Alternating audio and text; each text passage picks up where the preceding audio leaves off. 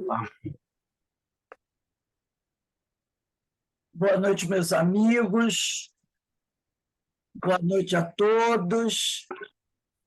Nós estamos aqui na Sociedade de Estudos Espíritas Francisco de Assis, hoje, dia 13 de julho de 2023, quinta-feira.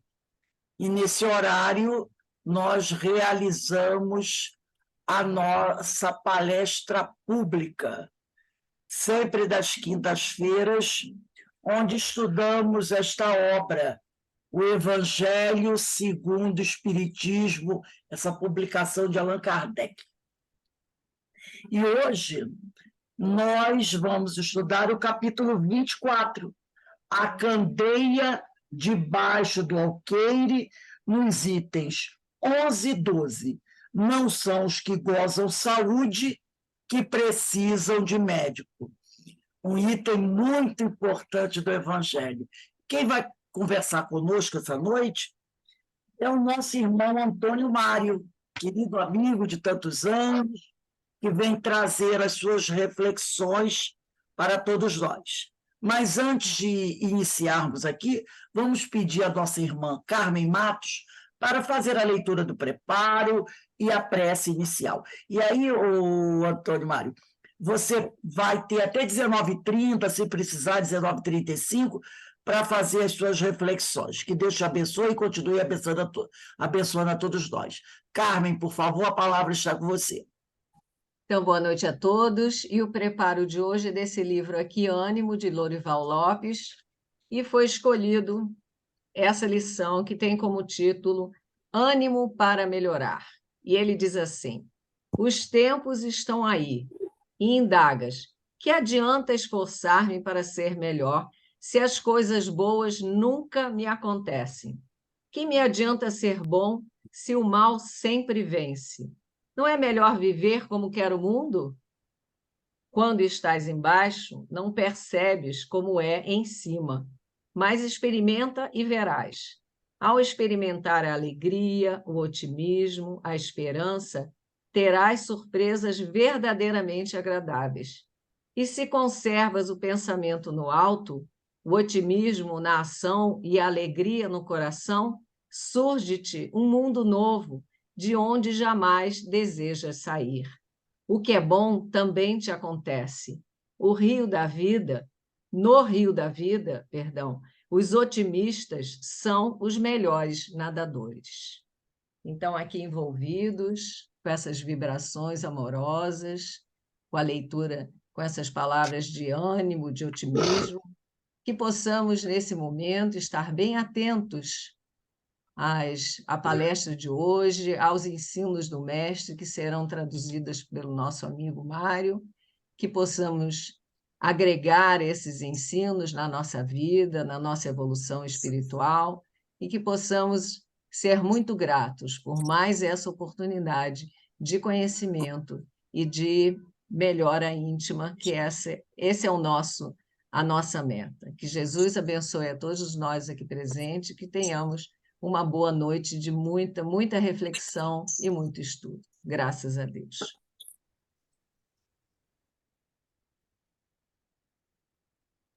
A palavra está com você, meu amigo, que Deus continue a te inspirar. Ok, boa noite a todos aí. Trago aqui o abraço do pessoal do CEFAC, aqui do Pau da Fome, né? Está do Pau da Fome na Taquara aqui. Um abraço a todos vocês aí de Petrópolis, né? Da Sociedade de Estudo de Assis. Bom, bastante interessante essa colocação, porque quando a gente lê o título, a gente pensa de uma forma, e realmente essa forma está correta de pensar, né? Eu não vim para o são, mas né? Vim para os doentes. O são não tem necessidade de médico. Mas a gente vai ver que por dentro os espíritos também tecem outras considerações a respeito, né? Fazendo um paralelo muito interessante. Então nós vamos citar a palavra do mestre, de mais nada, né? Não são os que gozam de saúde que precisam de médico, está lá no item 11, né? Estando Jesus à mesa em casa desse homem, ou seja, Mateus, vieram aí ter muitos publicanos e agentes de má vida, que se puseram à mesa com Jesus e seus discípulos. O que fez que os fariseus, notando, dissessem aos discípulos: como é que o vosso mestre come com publicanos e pessoas de má vida? Tendo-os ouvido, disse-lhe Jesus: não são os que gozam de saúde que precisam de médico. Né? No capítulo 9, 10 e 12 de Mateus. É bastante interessante porque aqui essa comparação é, antes de mais nada, em relação a uma saúde moral, né? Porque eles estavam aí falando, estou entendendo, como é que Jesus come com pessoas que são publicanos, ou seja, eram mal vistas, né? Rapidamente, eles até pedem que dê uma olhadinha na situação dos portageiros e dos publicanos na introdução do Evangelho, e a gente vai lembrar que o portageiro era como se fosse um agente de alfândega, né, de fronteira, e o publicano era o que cobrava o resto dos impostos. Então, os judeus tinham um verdadeiro horror a pagar o imposto, mesmo porque o imposto era super mal aplicado. Né?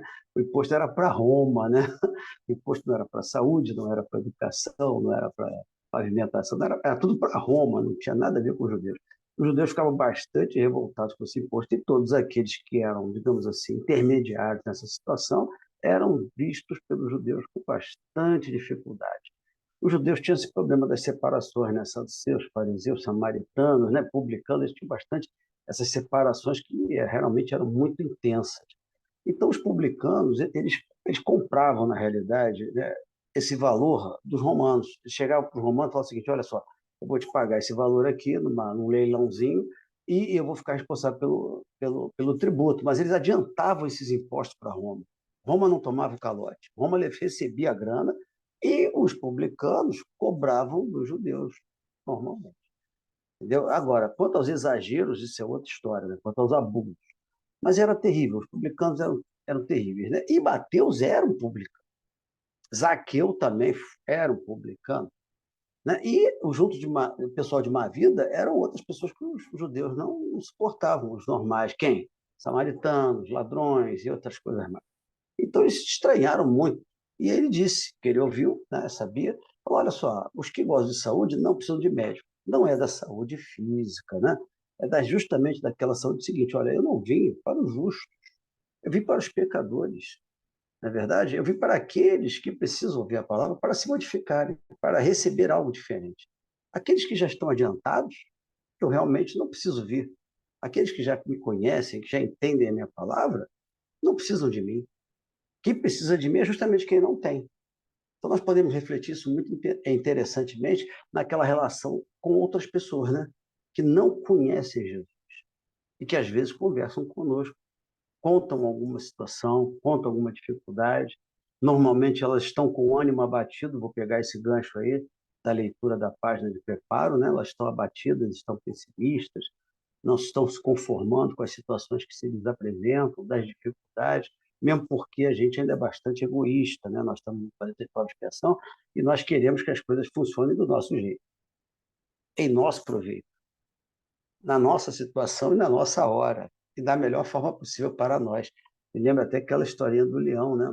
O leão juntou assim um montão de animais e falou: olha só, vamos fazer uma cooperativa, né? E vamos dividir sempre, socialmente, todas as coisas do reino.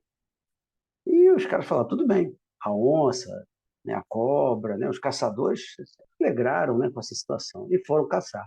Caçaram, pegaram lá um outro animal qualquer, e na hora da divisão, o leão botou a unhazinha dele, a garra dele, e dividiu assim um pedaço. Esse aqui é para mim, que eu participei da caçada como sócio da cooperativa.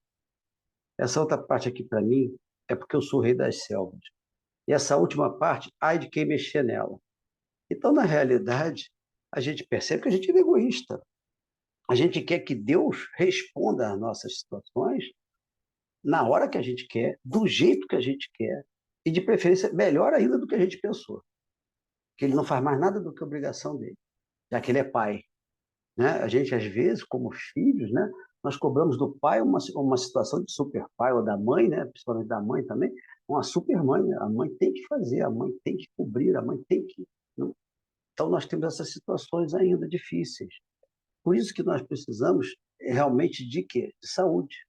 De saúde emocional, e de saúde intelectual e de saúde religiosa, que é a saúde do Cristo. Então, muitas das vezes, nós temos que conversar com as pessoas, mesmo que elas não sejam simpatizantes do Espiritismo, ou então não estejam preparadas para ouvir o Espiritismo em si, já que a gente não tenha essa pretensão de ficar doutrinando ninguém, mas a gente pode falar de Jesus, aí isso a gente pode. Então, a gente diz, olha só, tenha calma, tudo vai se resolver, mais cedo ou mais tarde, Deus sabe o que faz, e aí nós vamos tirando um pouco esse pessimismo, essa tortura mental, essa fixação, né, que as pessoas têm, às vezes, no lado negativo da vida, sem perceber que a vida é um caminho.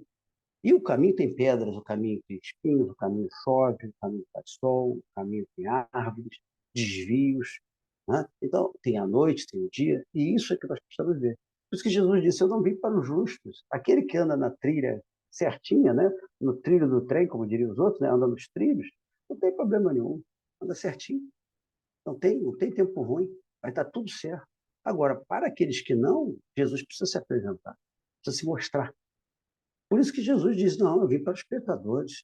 E com razão, não é? No 12, vem dizer assim, Jesus se acercava principalmente dos pobres e dos deserdados, porque são os que mais necessitam de consolações, dos cegos dóceis e de boa fé, porque pedem se lhes dê a vista, e não dos orgulhosos que julgam possuir toda a luz e de nada precisar. Isso aí também está no Evangelho ali, né, no 11 e no 12. Estamos dando uma lida aqui no computador à nossa frente, tá? Para vocês ficarem bem tranquilos como é que a gente faz, sem esconder nada, não tem necessidade. A gente é um conversador, a gente não é o Divaldo Franco, nem o Haroldo Dutra Dias. Então a gente é o Mário. O Mário ainda é assim, ainda é um carente de saúde, né? Então eu preciso dar cola espírita. Então tem isso aqui. Então o que Deus vai falar aqui? O que Jesus vai contar para a gente? Olha só, eu procuro as pessoas que têm interesse em absorver, aqueles que necessitam, não daqueles que julgam que já possuem e que dizem que não precisam de nada. A esses não adianta eu dar, porque eles já acham que têm. E eles não querem ouvir. Eles já se bastam a si mesmos, são os orgulhosos. Não é verdade? Então havia muito deles, nós ainda somos também, muitas das vezes, quando exigimos de Deus certas coisas. E se a gente pegar uma outra passagem, né, relativa, não, mas comparativa, a gente vai ver o seguinte: ainda bem, Senhor, que fizeste isso escondido aos sábios e aos prudentes, ou aos entendidos, e revelado aos simples e pequenos. Por quê? Porque muitas das vezes, quando nós adiantamos na nossa parte da inteligência, nós nos cristalizamos de um jeito em que nosso raciocínio passa a ser a baliza do mundo. Nós julgamos ter a verdade. E a partir desse momento em que a gente julga que só a nossa verdade é a verdade, ou seja, nós chegamos à luz e os outros não, a partir daí é o caminho para a escuridão. Porque realmente nós não estaremos mais abertos, mais atentos a ouvir outras opiniões, a entender outros pontos de vista, a perceber certas situações que muitas das vezes nos correram ao largo e a gente nem notou. Isso é uma grande coisa interessante, porque nós temos visto diversas vezes que, às vezes, não é questão de certo ou errado. Às vezes, é uma questão diferente. Então, a gente pode ver uma situação pelo ângulo econômico, pelo ângulo jurídico, pelo ângulo social, né? Pelo ângulo da oportunidade, se aquele momento é o momento ideal, né? Então, nós temos tantas circunstâncias em volta de alguma coisa que hoje os cientistas já descobrem e dizem que nós temos inteligência emocional, inteligência espacial, inteligência mecânica, inteligência artística. Por quê? Porque são pontos diferentes, não são certos ou errados, são diferentes. E que, aos poucos, vendo vários ângulos, a gente se completa. A gente vai angariando experiências e vai se tornando os verdadeiros justos, os verdadeiros sãos, que não vamos precisar de Jesus, não no sentido de Jesus nos tratar como doentes, mas nos tratar como enfermeiros, nos tratar como técnicos de enfermagem, ou seja, aqueles que já podem ajudá-lo dentro da concepção que ele traz para nós, de amar ao próximo como a si mesmo, de vencer a nós mesmos, de ouvir os outros, de entender, de ter uma tranquilidade em relação digamos assim, a aceitar as diferenças, aceitar que outros não estão, às vezes, na mesma ideia que nós estamos, não estão com a mesma ideia de doença e de cura e de saúde que nós temos. Então, nós vemos diferenças de religiões, diferenças políticas e outras mais, e que nós precisamos entender que cada um tem um estágio nessa parte da inteligência. Alguns serão sãos, né? Entenderão que os outros têm direito a pensar diferente e que ele também tem o direito de não concordar. Mas nem por isso ele vai querer exterminar aquele irmão ou ridicularizar aquele irmão.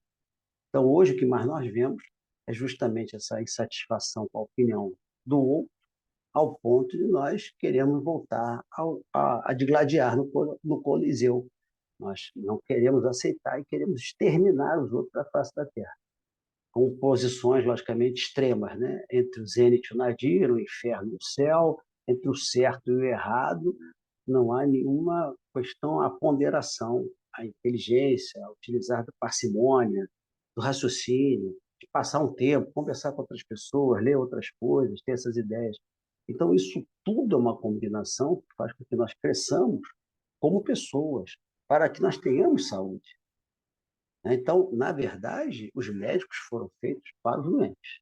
E nós ainda somos doentes. Né? Doentes do orgulho, do egoísmo, né? da nossa, talvez, uma certa elitização, às vezes. Alguns espíritas acham que vão para o nosso lar e os outros não vão, porque não são espíritas. Né? Outros acham que vão para o nosso lar, mas vão ser médicos, vão ser diretores. Ninguém vai ser um varredor, que nem André Luiz, né? Ninguém vai limpar o chão do hospital. Vai todo mundo ser alguma coisa importante. Não, mas eu vou ser palestrante lá no nosso lar. Talvez, espero até que sejam, né? Não tenho nenhum problema quanto a isso. Contudo, nós precisamos sempre ver o seguinte: o importante não é o que a gente acha, é o que a gente vai tentar fazer. O importante é a gente deixar de ser doente dessas situações que eu falei, apegadas ao egoísmo, orgulho, intolerância. Ah, Mário, mas você é assim? Não, eu estou um cara que estou tomando remédio. Né? Vira e mexe, eu aplico a injeçãozinha. Sabe o pessoal que tem diabetes, tem que tomar insulina? Né? A pílulazinha, né? Tem que botar. Ah, eu sou desse tipo. De vez em quando o negócio esquenta, o sangue sobe o açúcar. Aí eu tenho que botar aquele, né?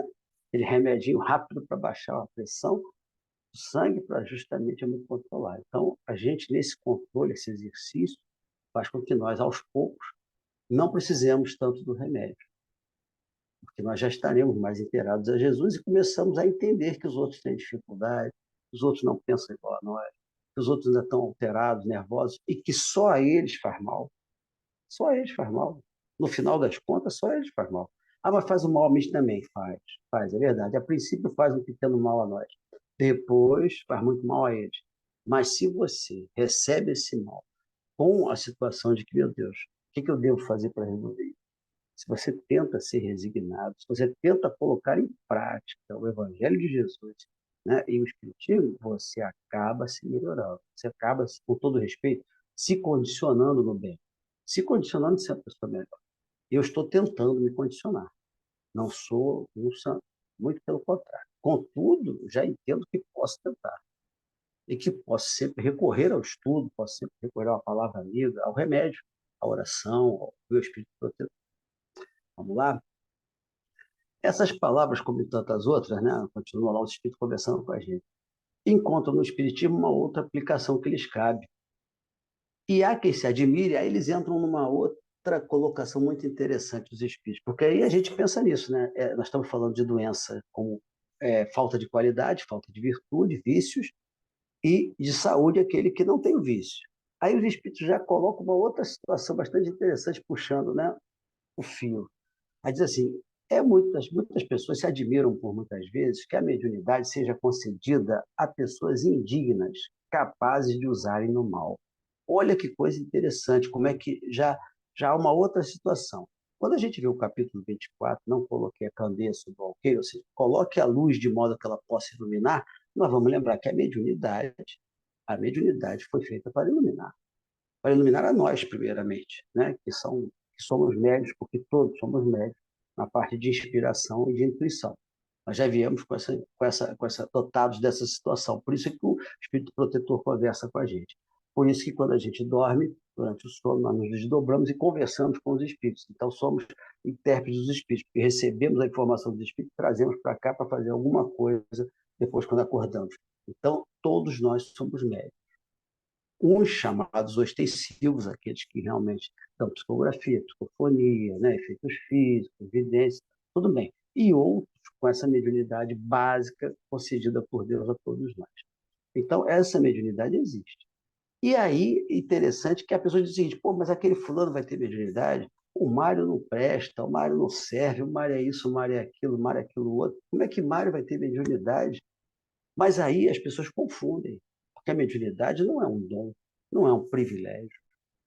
A mediunidade é uma oportunidade, é uma ferramenta de trabalho que é dada aos espíritos devedores para que eles possam se melhorar e pagar as dívidas. Quando a dívida é muito alta, a gente tem que pagar encarnado. Isso é fácil. Encarnado você tem que pagar na família, no trabalho, na vizinhança, nos colegas, né? Aí a pessoa do grupo espírita, né? Tem um montão de gente para você pagar, não tem problema. Aí você vai diminuindo as suas dívidas.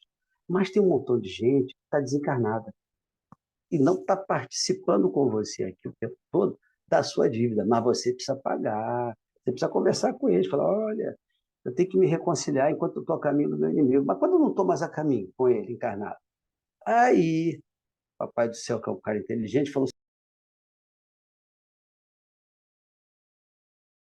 com os espíritos e eu coloco eles de novo no caminho. Então, a mediunidade, como diz Divaldo Franco, é uma oportunidade de reparar grandes enganos e grandes situações do passado, né? Reencontros, inclusive, com pessoas de outras vidas. E quando eles dizem que a mediunidade é um dom, é só porque a gente pode pensar ao contrário. Quer ver ao contrário? Vou explicar. Muita gente fala, a mediunidade é um dom. Então, eu vou dizer por que ela seria um dom. Deus tem obrigação de dar mediunidade a gente? Não. Não tem obrigação. Ele te dá a vida, ele te dá a ideia de Deus na consciência, ele te dá a inteligência, ele te dá a razão, ele te dá a livre-arbítrio.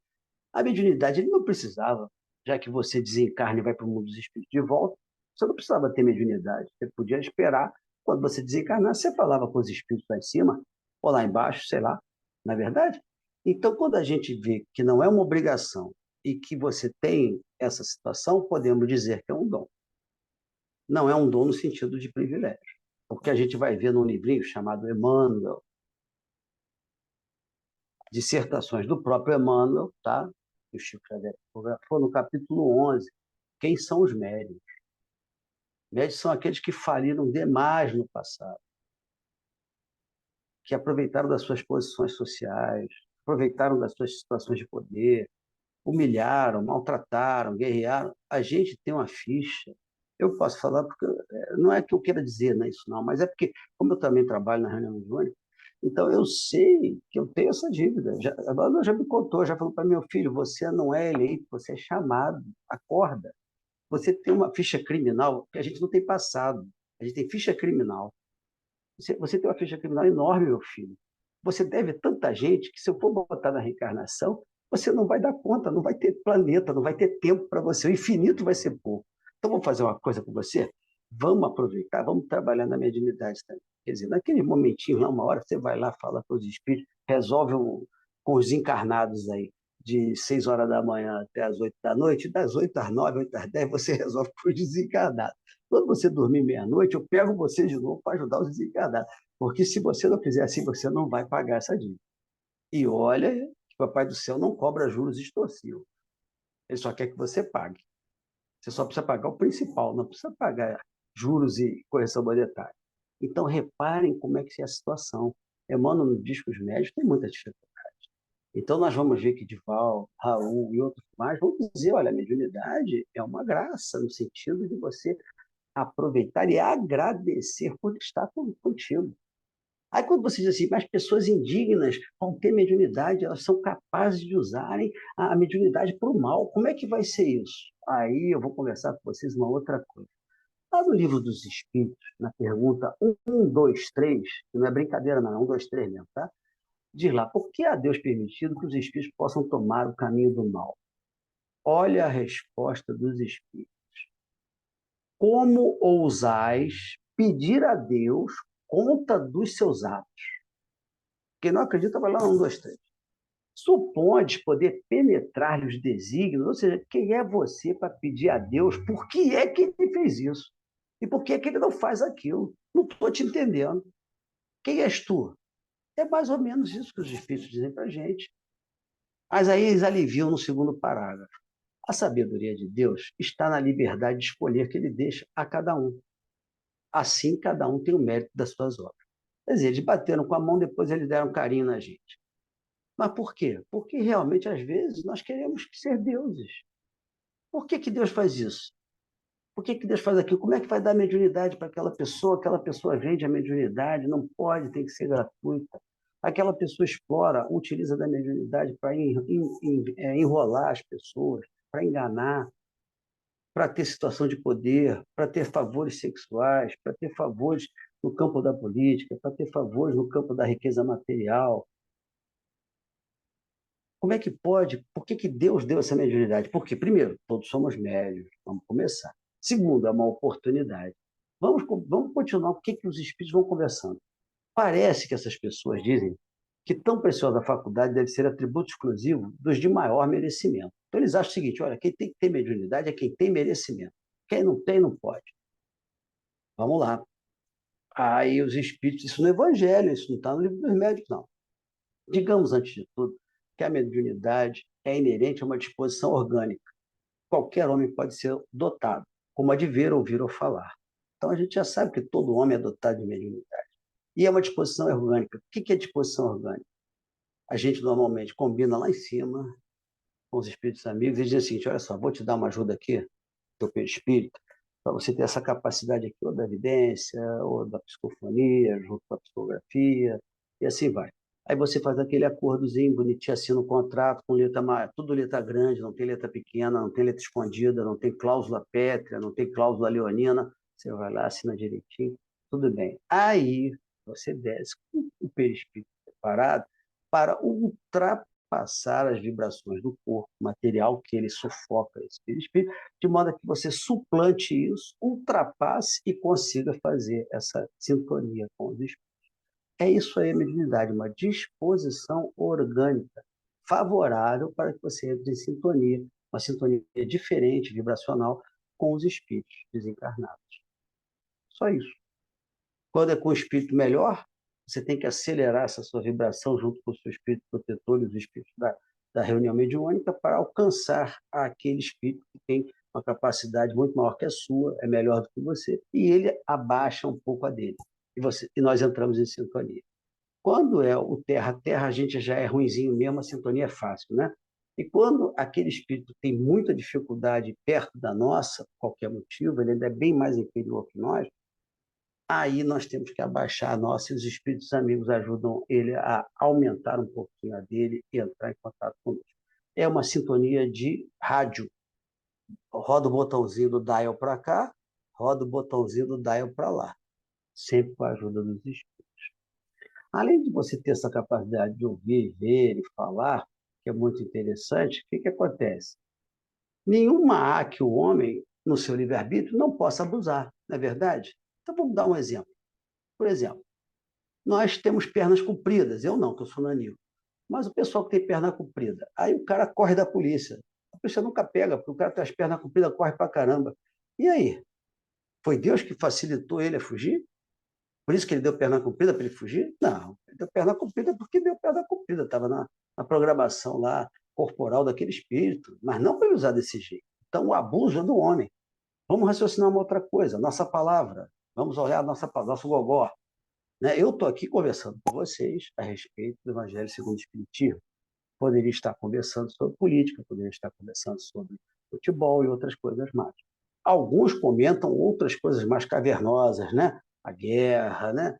Os assaltos, etc, etc. Então, o que que acontece? É a palavra que é ruim ou é o abuso da palavra que é ruim? Então, não é mediunidade. A mediunidade em si é neutra. É neutra. Como nós vamos usar a mediunidade é que é a diferença. Vamos pensar uma coisinha. Se Papai do Céu achasse que era só por merecimento, e aí ele falasse assim para a gente, olha, só vai poder falar quem tiver conhecimento para falar. Só vai poder falar quem falar coisa boa. Só vai poder falar quem não faz fofoca. Só vai poder falar aquele que não diz isso ou aquilo. O que é que ia acontecer num planeta de prova e expiação igual a Terra? a gente estaria fazendo essa palestra com todo respeito, com sinal de Libras. Eu ia ser o primeiro, que não ia ser mudo, porque eu não ia ter merecimento para falar. Íamos ter um planeta de mudos. Então, quando a gente, às vezes, fala, só os bons poderiam ter, ué, então, meu filho, ferrou. Porque todo mundo aqui na Terra é junto e misturado. Tirando o pessoal das missões, Chico Xavier, Divaldo Franco, Matheus Calcutá e outros mais, o resto é tudo junto e misturado. É igual a torcida do Corinthians. Nós estamos aqui tudo junto. Nós somos tudo de prova de expiação. Então, ninguém ia falar nada. Ninguém ia ter mediunidade ostensiva. Porque nenhum de nós tem merecimento. Nós só temos a dívida. Então, a gente consegue separar nessa conversa, nessa explicação dos espíritos, o uso do abuso e da loucura que é quando a gente diz assim, não, só os bons poderiam ter. Vai ficar difícil, ninguém vai ter. Mesmo porque essa pessoa que diz que isso deveria ser assim, meu amigo, fatalmente era um daqueles que estaria mudo igual a nós, né? Não tenho dúvida disso. Não tenho mesmo. Vamos lá. Deus outorgou faculdade ao homem da liberdade de usá-las, mas não deixa de punir o que delas abusa. O Espírito coloca a palavra punir, mas aí a gente já sabe que esse punir não é que Deus puna como se fosse um juiz que levasse alguém a um tribunal. Não há necessidade de Deus fazer isso. Essa punir, na realidade, é a lei de ação e reação. É a lei de cada ato tem uma consequência. É lógico que serão usadas as atenuantes, as agravantes perante o Código Penal Espiritual. Claro, claro, tranquilamente. Contudo, não pense ninguém que vai fazer alguma coisa, um abuso, seja lá em que campo for da inteligência ou da moral, e que vai ficar por isso mesmo. Mesmo porque, às vezes, o pessoal fica assim, não, mas Deus é misericordioso, Deus é bom. É verdade, isso tudo, não está mentindo. Mas acontece que sem justiça não há bondade. Onde haveria bondade em você ser injusto com alguém? E se você tratar aquele espírito que faz e acontece, igualzinho ao outro que só faz o bem, não é justo. Não é justo. O justo é dar oportunidade ao injusto de se tornar justo. Só isso. Essa é a justiça. Então, nós temos que entender o seguinte, não adianta o cara achar, ou a pessoa achar, o espírito achar, que ele vai fazer acontecer, porque a lei de justiça, amor e caridade. Reparem bem, ela não é de justiça ou de amor ou de caridade. Ela é justiça, amor e caridade. As três coisas juntas. Não tem como tirar uma assim. Vou tirar esse pedacinho aqui da justiça porque eu não quero sofrer no umbral. Sem chance. Não existe isso. Então, o problema está no abuso, na forma de usar. Não é isso? Se fosse concedido para quem realmente fosse digno, qual seria essa definição de dignidade? E se eu perguntasse para vocês, não, mas para mim mesmo, Mário, você se acharia digno, então, de receber os espíritos?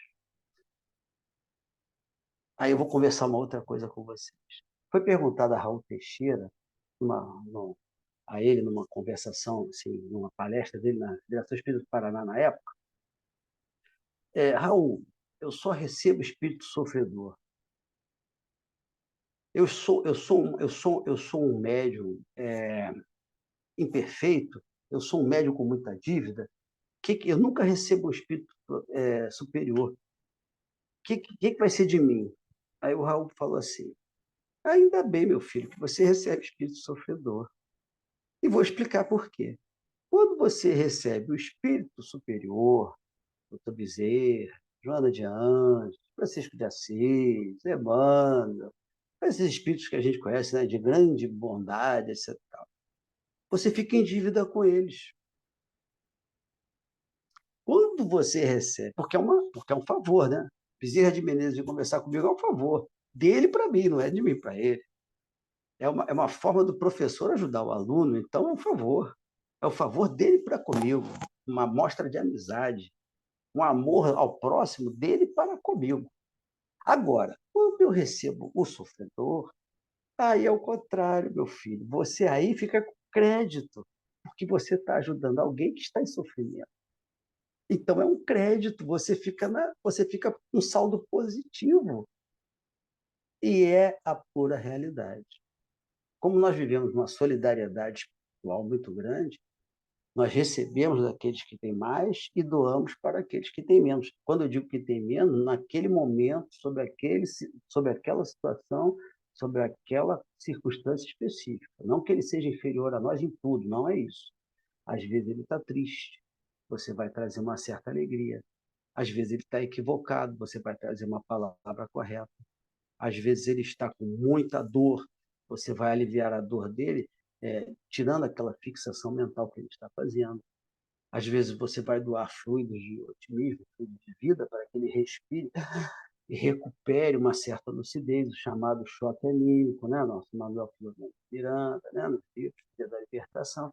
Então, nós vamos observando que o médium, quando se presta a ajudar, a socorrer, porque eu não vou socorrer o doutor Bezerra, eu vou socorrer o outro. É aquele que está em dificuldade que aparece lá na reunião mesmo.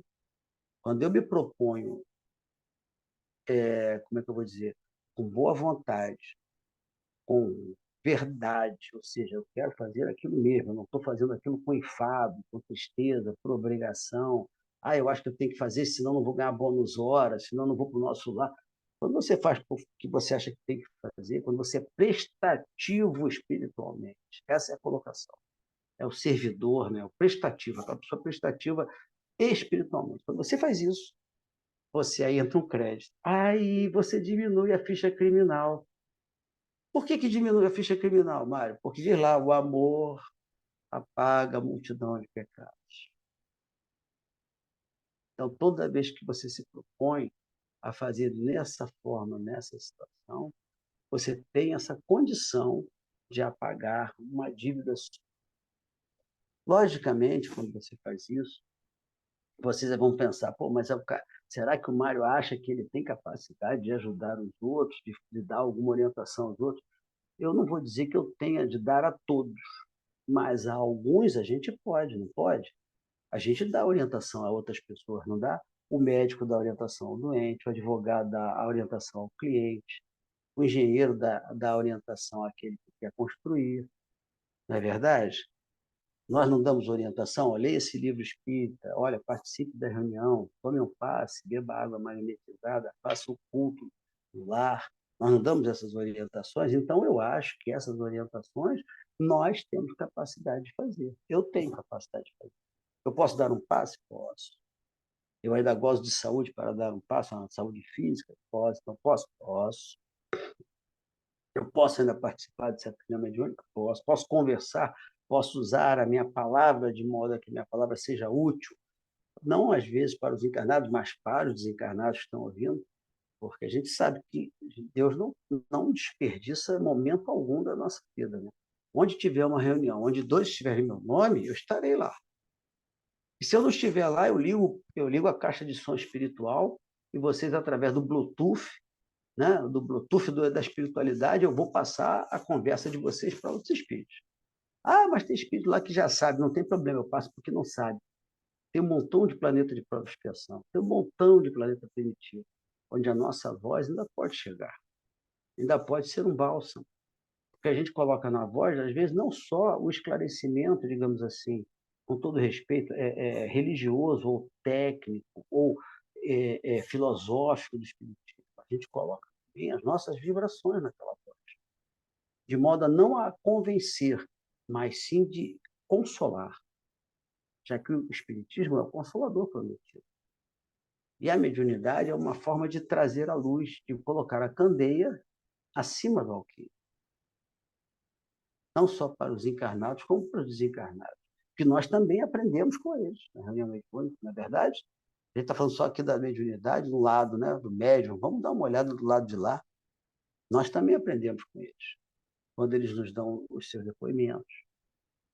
Quando muitas das vezes nós temos algumas dúvidas e outros colegas, outros médicos, etc., confirmam a mesma situação que acontece. Quando aquilo é uma resposta para as suas dúvidas íntimas. as suas dificuldades íntimas, cada um tem como individualidade espiritual. E naquele momento, aquele espírito conta uma história, a história é parecida com a sua, tem a dificuldade, a consequência e tem a solução através do colega que faz o papel de doutrinador, ou dialogador, ou conversador, seja lá o nome que queiram dar, né? Porque agora doutrinador ficou um pouco complicado, fala que doutrinador é uma coisa imposta, então é o dialogador, tudo bem, é mera questão de palavras. Os espíritos cansam de dizer para a gente, vocês têm que se entender com as suas palavras aí, que a gente já explicou para vocês o que é o conteúdo, agora as palavras vocês é que usem aí, porque vocês ficam se complicando sem necessidade. Mas a gente usa os sinônimos, não tem problema. Então, como a gente aprende também, né? Então, é uma via, a mediunidade é uma parceria, é uma via de dois juntos. E é ilumina para lá e ilumina para cá. Né? Nas manifestações dos espíritos mais elevados, conversando conosco, dando orientações, dando intuições, como é que funciona, tirando dúvidas, às vezes, que a gente não fala. Né? Mas que os espíritos leem, percebem no nosso espírito, nossa dúvida, né? Nossa forma de pensar. Aí ele vai e responde para você. Se você precisar, às vezes, passar pela, digamos assim, pelo pseudo-orgulho de não perguntar, né? Você não quer perguntar, você se sente mal, está inibido, qualquer coisa, o espírito vem e conversa com você. Então, é bastante interessante essa troca o tempo todo que nós temos, né? Na espiritualidade. Bom, dizem os espíritos ainda, nesse comentário do Evangelho, eu não vim para os só vim para os doentes. Olha só, hein? Esse comentário e essa explicação é sobre mediunidade. A mediunidade é conferida sem distinção, a fim de que os espíritos possam trazer à luz a todas as camadas, todas as classes da sociedade, os ricos, os pobres, todos os tipos, aquelas pessoas mais justas, né, para se fortificarem no bem, e aqueles que são viciosos para corrigir. Não são esses últimos que precisam de médico, ou seja, os viciosos. Vai cair na perguntinha que o colega fez lá para o Raul Teixeira, eu só recebo sofredor. Eu quase que disse, ainda bem que é sofredor, cara. Quando é endurecido é pior ainda, né? Quando é endurecido aí é que é difícil. Sofredor ainda vai, cara. Tu não sabe de nada. Eu sempre brinco assim com as pessoas, eu falo, caramba, olha, receber doutor Bezerra todo mundo quer. Receber Joana de Anjos é só fechar os olhinhos, né? Aí relaxar e deixa o espírito falar, fazer e acontecer, porque eles são espíritos bons, não vão usar de maneira nenhuma, não vão abusar de você de maneira nenhuma e vão te deixar ainda uma energia muito boa. Eu quero ver receber o espírito endurecido. Aí já fica, né? O pessoal, opa, não, mas já fica cheio de dedo. Não, vai receber também, os espíritos sabiam vão nos ajudar. Nós vamos ver mais na frente por que eles nos ajudam, por que é importante, que forma que eles nos ajudam e como nós nos colocamos para propiciar a eles essa forma de nos ajudar. Então, realmente, os viciosos precisam de médico, e nós somos eles ainda. Precisamos do médico o tempo todo. Não é à toa que pedir obtereis, né? A gente ainda pede a Deus sempre. A gente pede mais do que agradece. Né? A gente pede mais do que agradece. Quantas vezes a gente falou, perdi o ônibus, não vou chegar no trabalho, meu Deus do céu, não é possível, isso aconteceu comigo, não acredito, né? Enquanto devia falar, meu Deus, se o senhor não fez eu pegar esse ônibus, alguma coisa tem. Deus sabe o que é melhor para mim. Então a gente não consegue, às vezes, ver o outro lado, é o lado otimista, o lado esperançoso, é o lado que não te força, digamos assim, uma certa taquicardia, né? Digamos assim, contrária, né? À vontade de Deus. Você fica revoltada, a famosa revolta, né? A taquicardia contrária a Deus é a revolta. Então, nós temos isso ainda. Vamos lá. Se Deus não quer a morte do pecador, por que ele ia tirar a chance do cara sair do problema, de respirar, de melhorar? Quais são as oportunidades? Porque senão nós vamos ter que acreditar que Deus vai mandar você para o inferno e você vai ficar eternamente, já que ele não abre portas para você sair do inferno, já que ele não coloca uma passagem para você se desviar do inferno, e você vai ficar eternamente no inferno. Né? É uma dedução até lógica isso aí. Mas quais são as situações? Os bons espíritos vêm em nosso auxílio e nos dão conselhos. É o nosso famoso espírito protetor, guardião de alguns, né? Vem o tempo todo conversando aí, através da inspiração e da intuição, que é a mediunidade básica que todos nós temos. Né? E Deus é tão bom que faz o seguinte, olha, eu não quero nem que você se desloque daqui para ali para descobrir isso, não. Eu já vou te dar isso na porta de casa, bem no seu ouvidinho, no seu cérebro, no seu perispírito. Vou conversar com você direto, para que você não tenha nem o trabalho de ir contra a luz. Por quê? Porque ele nos conhece e sabe que nós temos um probleminha, uma situação que às vezes, não sei vocês, mas às vezes a gente tem chamada preguiça, já ouviu falar? Aquele bichinho que pendura na árvore. Então, de vez em quando, a gente se pendura na árvore assim, segura e fica, né? E fica esperando, né? E espera o mar pegar fogo para comer peixe frito. Na verdade, a gente fica na expectativa ali, e não vai. Aí Papai do Céu falou, não, olha só, deixa o seguinte, você não vai escapar, eu vou botar diretamente o espírito protetor para conversar direto, você não precisa ir até ele vai até você. E muita da gente, as pessoas não acreditam. Não será ele bem mais culpado se não quiser ver? Poderá desculpar-se da sua ignorância se está com tudo nas mãos? Se os espíritos vêm até ele dar conselho através do espírito protetor, e olha que o espírito protetor não é o espírito de própria expiação, não, hein? Não é o espírito de regeneração, não. O espírito protetor é protetor mesmo, ele é superior a você mesmo, senão ele te dava mau conselho. Mário, me deram um tapa. Aí o espírito protetor, dá outro, cara. A lei de ação e reação dá outro, né? É verdade. Então ele tem que ser um espírito muito superior para dizer, não, não é assim. Isso não vai prestar. Você tem que entender. Aconteceu, não é certo, você não gostou, tá, conheço. Você pode até correr atrás das situações aí na Terra, mas você não pode se magoar, revidar ou se vingar. Senão você vai agir também e vai sofrer ação e reação também da lei. Você tem que seguir a tua vida. É difícil? Pra caramba. Mas é o que ele vai dizer para você. Então, ele tem que ser um espírito superior a você mesmo. Não é superiorzinho, não. Senão não adianta nada. Não, você não dá ouvidos a ele. Né? Se ele que é médium, vê, ouve, fala com a própria boca a situação, que aconteceu isso, porque eu era assim, agora estou no lugar tal. Se você faz isso tudo e não acredita que possa acontecer com você se você fizer o mesmo, olha só, não só o espírito protetor, outros espíritos estão te alertando para situações difíceis e te orientando nas boas e nas más situações. Olha as condições que nós temos, de quanta luz, ou seja, quantas candeias são acendidas em torno de nós, na nossa direção.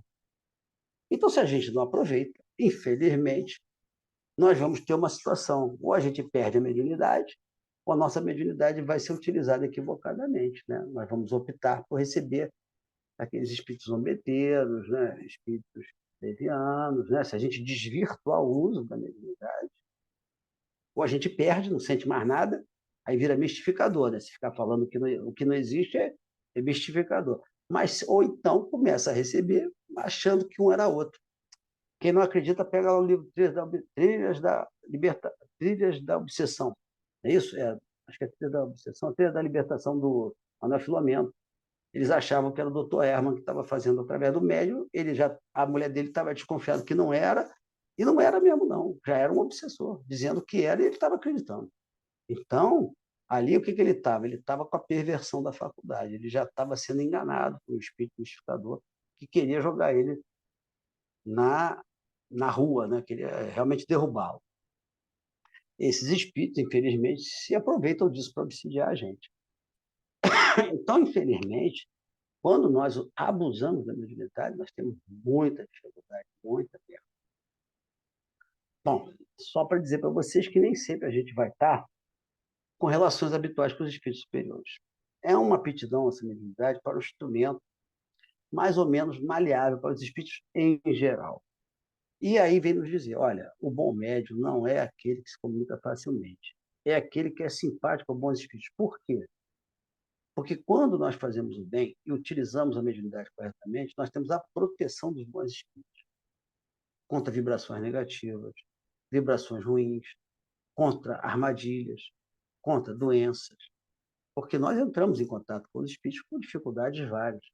Então, a nossa atuação moral vai criar uma proteção e uma imunidade através do contato com bons espíritos que nos assessoram, nos protegem nessa situação.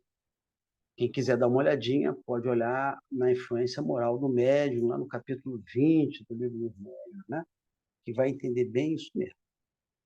Essas são as situações que nós podemos ver. Por incrível que pareça, são necessidades de médico, eu poderia dar até uma outra entonação a essa temática. porque ela diz de uma outra forma. Contudo, os Espíritos explicam no Evangelho esse tipo de situação.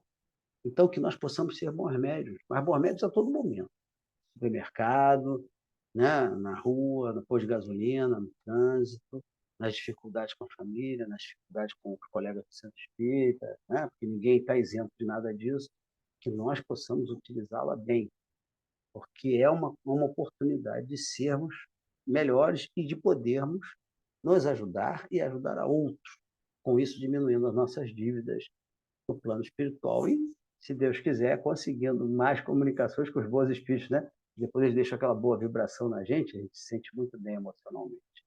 Ok? Fiquem com Deus, que Deus os abençoe e sempre nos ampare.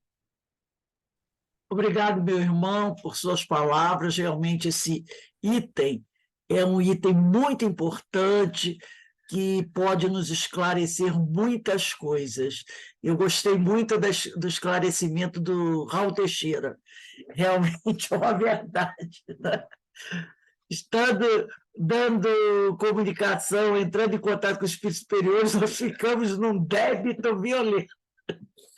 Mas o trabalho de amor ao próximo nos dá créditos. E é isso que nós estamos necessitando, né? Então, que a gente possa realmente buscar trabalhar seguindo a orientação de Jesus, né? Ama a Deus sobre todas as coisas e ao próximo como a ti mesmo. Então, eu te agradeço mais uma vez. Leve o nosso abraço à equipe do CEFAC, a minha querida amiga Jane, e que Deus continue te abençoando e te permitindo estar conosco mais vezes para trazer os seus esclarecimentos, tá bom? Muito obrigado, meu amigo. Então, nós vamos encerrando a noite de hoje de estudos. Amanhã estaremos de volta às 16 horas para o estudo do livro Obsessão e Desobsessão de Sueli Caldas Schubert e o livro Qualidade da Prática Mediúnica. Então, eu vou para encerrar aqui, eu vou pedir ao nosso irmão Jorge. Jorge, por favor, pode fazer a nossa prece de agradecimento? Pois não. É uma satisfação nesse momento em que nós nos preparamos para encerrar nossas atividades no dia de hoje, a gente procurar conversar com o nosso orientador, com aquele que nos apoia, aquele que nos dá a serenidade, que nos dá força para que tenhamos paz.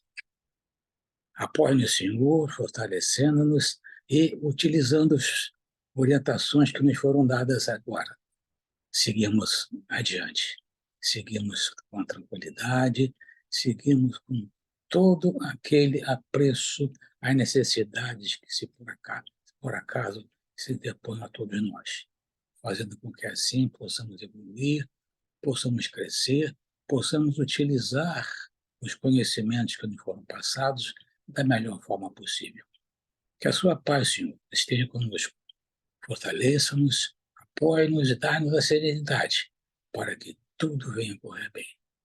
E humildemente, mais uma vez, lhe pedimos muita paz, muita luz e que tudo corra de acordo com a sua vontade. Que assim seja, Senhor. Graças a Deus. Bem, meus irmãos, quero desejar para todos uma boa noite de muita paz, de muita luz. Obrigado, Jorge, Mário, leva o nosso abraço aos companheiros. E muito obrigada a você, Rosane, Carmen Dolores, Carmen Matos, Maria Inês, Alberto, Denise, Ana Nascimento, Ana Constantino, Márcia Carolina, Alberto. Então, Ana Brito, um beijo, um abraço para todos. Um beijo a todos. Beijo, boa noite. Maria Inês também, minha querida amiga. Que Deus abençoe a todos nós e continue nos fortalecendo. Ana Nascimento também. Um abraço para todos. Tchau, gente. Tchau, tchau. Fiquem com Deus, que o Senhor nos abençoe sempre e nos permita estar sempre juntos aqui, participando desse banquete do Evangelho, tá bom? Que é um grande alimento que todos nós necessitamos. Tchau, tchau, tchau para todos. Por favor, Deus te abençoe.